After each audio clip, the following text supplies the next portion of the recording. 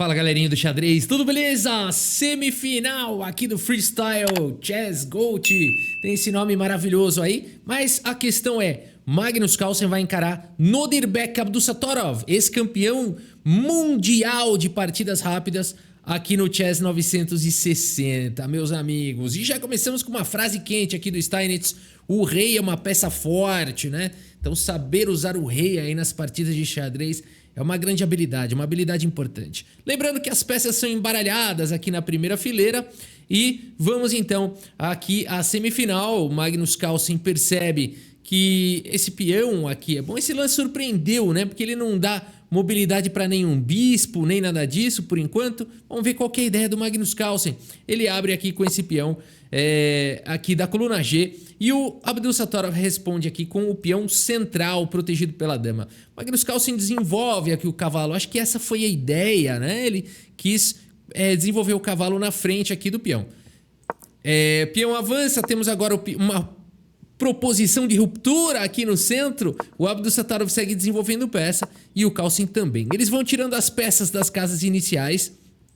Temos aqui peão toma, bispo toma recuperando, o peão avança, bispo atacado volta e aqui o peão já avança. Você vê que loucura que é essa modalidade de xadrez, né? A gente já tá numa confusão, num caos aqui no lance 7.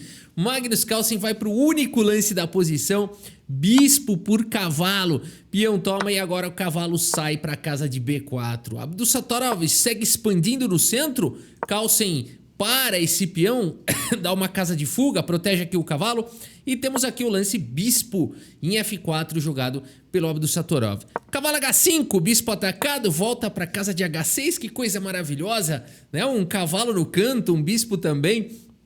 E aqui o peão avança com o rei no centro, uma loucura.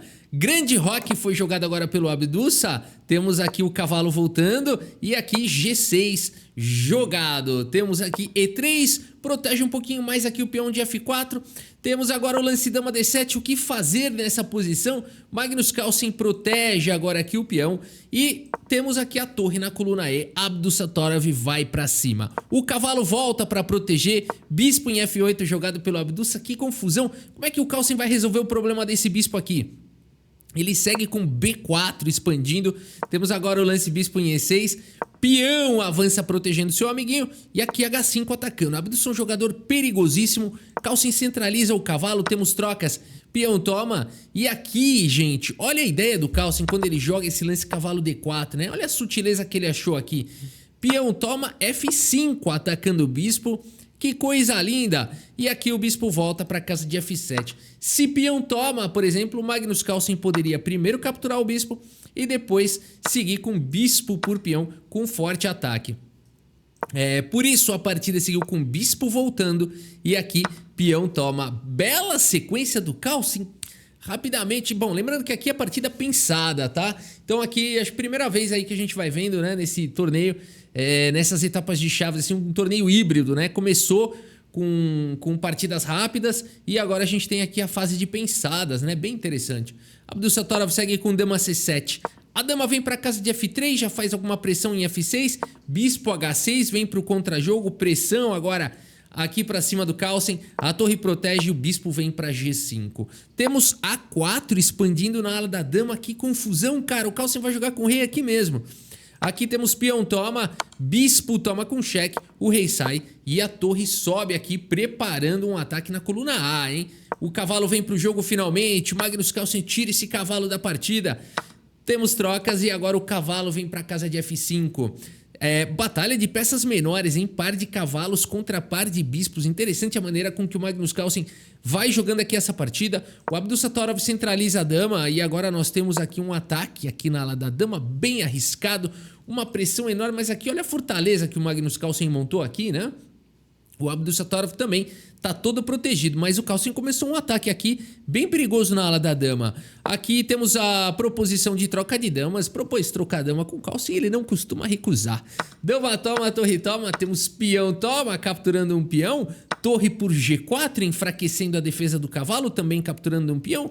Esse ataque aqui existe, mas enfim, Magnus Carlsen segue atacando, ameaçou checkmate. Mas o Abdussatorov não vai permitir. Torre cheque, o rei sai e aqui temos trocas. Torre toma e a torre vem para a coluna E. O impressionante dessa posição é que olha a ideia que o Magnus Carlsen faz agora. Ele passa a torre para a coluna H. Notem que essa torre não pode mais largar a fileira do fundo por conta de temas de checkmate. Torre F8 foi jogado, praticamente já não tem lance nessa posição. Pra vocês terem ideia, o único lance seria bispo F4 e a gente não entende muito bem por quê. O Abdussatorov faz qualquer outro lance. Nessa posição, Magnus Carlsen faz o lance cavalo D6 e o Abdussatorov abandona aqui a partida. Vamos entender. A primeira certeza que a gente pode ter é que o Abdussatorov abandonou porque não dá mais.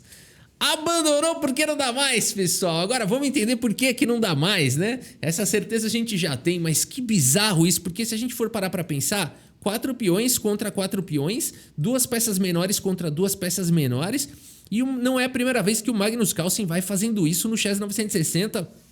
Ele já entendeu alguma coisa que os outros ainda não entenderam, né? O Magnus Carlsen tem conseguido vitórias em posições com igualdade material, né? Uma coisa inacreditável. E aqui, Rafa, por que então que ele tá ganho, né? Agora é o seguinte, meus amigos, olha o que o Carlsen fez aqui. O rei tá encaixotado, não consegue mais ir para lugar nenhum. A torre nem adianta querer ameaçar esse cavalo porque tá vindo sequência aqui de checkmate. E aqui nada pode ser jogado, né? Então, qualquer lance aqui tá chegando cavalo E6 também atacando a torre, quer dizer, não tem o que fazer aqui, né? Vou jogar qualquer outro lance aqui, ó, tá chegando cavalo E6, bispo atacado também. Aqui bispo cheque, tanto faz. Não tem.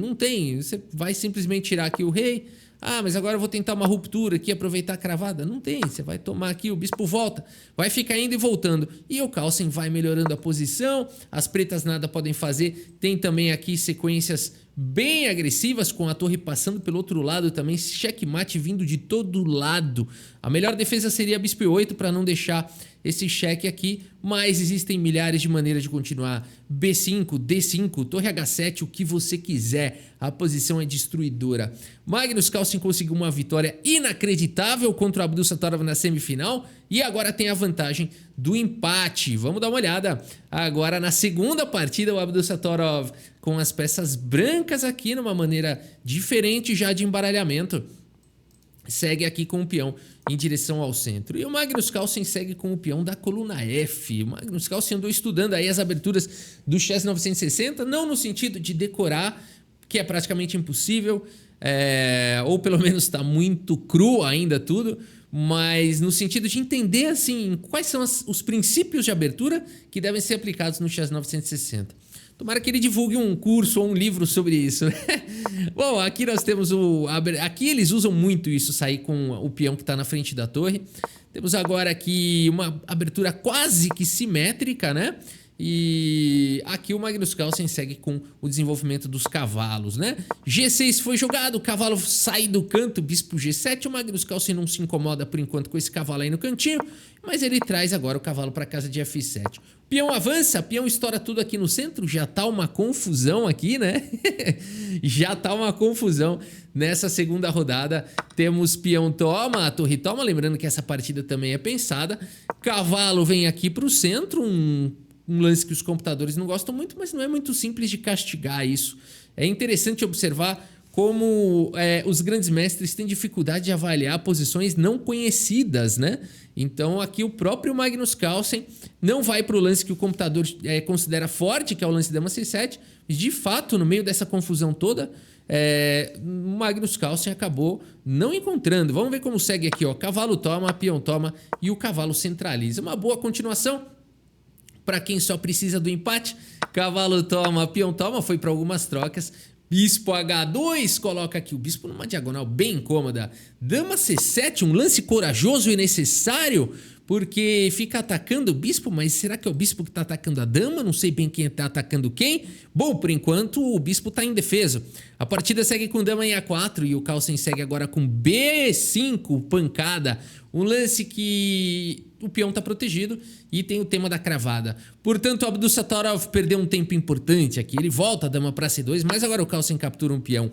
Erro grave do Abdussatorov, vale dizer, esse lance dama em A4, né? Então é bastante curioso mesmo como um peão toma, poderia ir para as muitas trocas, mas ele precisa ganhar, o ponto todo é esse. Mas esse lance leva realmente essa pancada, né? É curioso não ter visto esse lance, ou então o Abdussatorov quis provocar mesmo esse avanço aí. Vamos ver como segue. Peão toma, e agora a dama vem para C3, e aqui tem uma tensão toda, né? Esse cruzamento de bispos e damas aí nas diagonais. Bispo E6 foi jogado, bispo vem para E2, sai pro jogo. Rei B7, Magnus Carlsen vai para um lance alienígena, mas ele precisa trazer a torre pro jogo, o segredo é esse. É um lance necessário. E olha o rock agora que o Abdussa vai fazer, presta atenção nesse rock. Presta atenção, fica olhando o rei aqui. O rei Moonwalker aqui, ou isso aqui é um teletransporte, eu não sei o que é isso. Rock foi jogado pelo Abdussatorov, dama B6, segue o jogo. Temos aqui A4 avançando, A5 para esse avanço.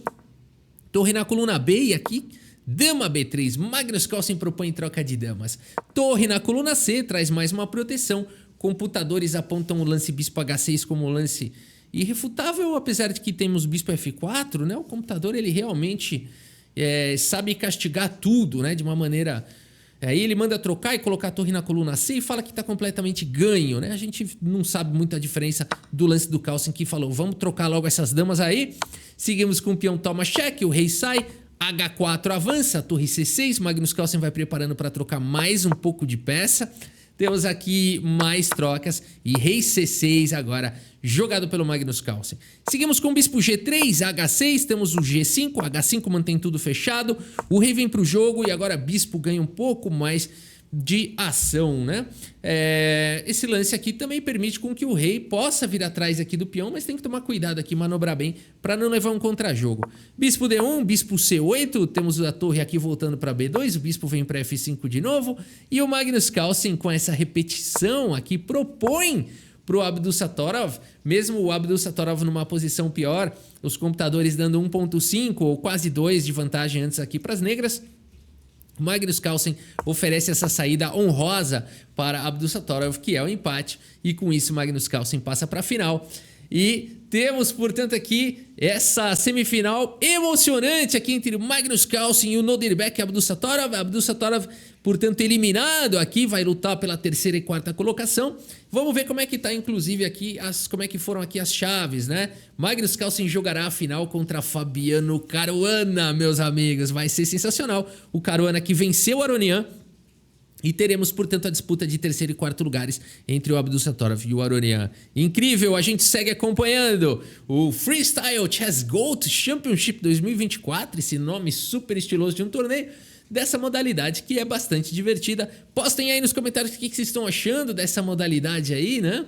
Se vale a pena acompanhar. E é isso, muito obrigado, espero que vocês tenham gostado do vídeo. Muito obrigado pela sua audiência, um grande abraço para todos vocês e até a próxima. Valeu!